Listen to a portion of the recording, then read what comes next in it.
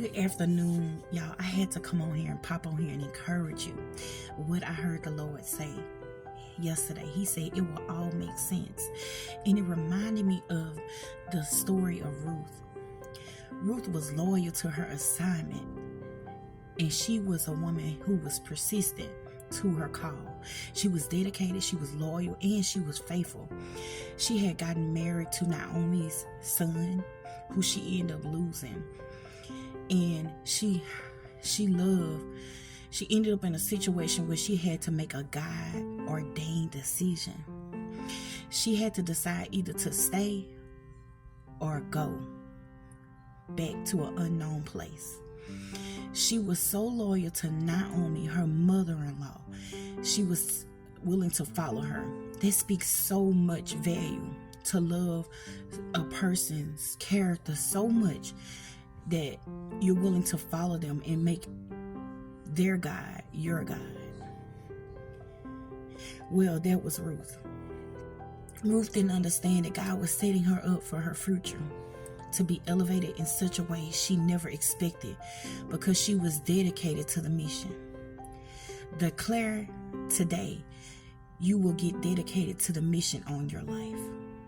I will be loyal and faithful to my assignment. Declare and decree that over your life. God has given Ruth strategy, even though she was dealing with the lowest place of grief in her life. How many of you have ever went through a traumatic experience and it's the lowest place in your life, and you may be there today? But I just wanted to encourage you on today that it will all make sense. I want you to go and read this story about Ruth. This starts Ruth, the first chapter, but I want to skim down to Ruth, the first and 22nd verse. And I noticed that in that transitional, when you read that verse, it was a transitional moment when she was willing to follow Naomi back to her hometown. And when you read that verse, it states that in the beginning, it was the beginning of a harvest. It was a beginning of a harvest. Did you hear me? It will all make sense. What you're going through, it will all make sense. Now, Ruth moved by faith and not by sight. Even though Naomi didn't want to be selfish, she told Ruth not to even follow her. But Ruth was so persistent, she would not take a no for an answer. How many of you have been receiving no's, or it looks like the thing that God has given you to do is not working? It seems like it's just not working. Don't accept that no, because God's yes are always yes and amen. You have to be persistent like Ruth. She didn't take a no for an answer. So many times people have told you no, and we just decided to quit and say, oh, I guess God didn't give me this. Yes, God did give you that to do, but you got to pursue the mission. She didn't take her no for an answer. She trusted her faith, and she moved persistently, and she pursued the mission. Did I tell you she was already coming from a famine, a dry place, a destitute place?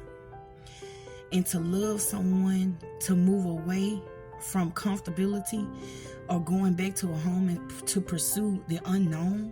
We have all been there, to an unfamiliar place where it looks like, I don't even know how this is going to work. I don't even know how I'm going to even get there. I don't even know how God is going to even do this. My brain can't even fathom, but I know God has given me this thing to do. Pursue your mission, because it will all make sense. And so she moved to this new town, and Naomi skipped ahead. Just to skip ahead, your character will open doors for you. Ruth had so much character that Boaz took notice of her hard work and dedication. Someone is watching your hard work. Someone is watching your integrity behind the scenes that you don't even know. And most of all, God is watching your integrity. God is watching your hard work and dedication behind the scenes when nobody sees you. but you must be persistent to the mission, to the call of God on your life. And you must be willing to do the hard work behind the scenes where nobody is looking. And so Boaz took note of that. And so he took note of her hard work and dedication. He made people respect her and honor her because of who he saw, what he saw in her. What he saw in her. That same respect and honor that she gave Naomi, she received back. It was sown back into her life. Did you catch that? You will reap what you sow. She sowed that same honor and respect into Naomi, and Boaz was able to come back and compensate her. The same love that she gave, she was able to receive. Your character will make room for you, and it will all make sense. And so in that, I came to just encourage you on today. Don't accept a no. Be persistent and be driven to pursue the mission and the call of God on your life. Don't look at what it looks like. Ruth was coming from a famine, a destitute place. She had lost the love of her life and she had to start over.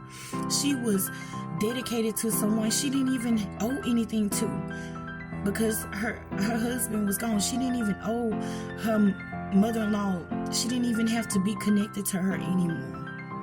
But she was persistent to the mission and the call on her life, and she was willing to serve. Her heart posture was to serve.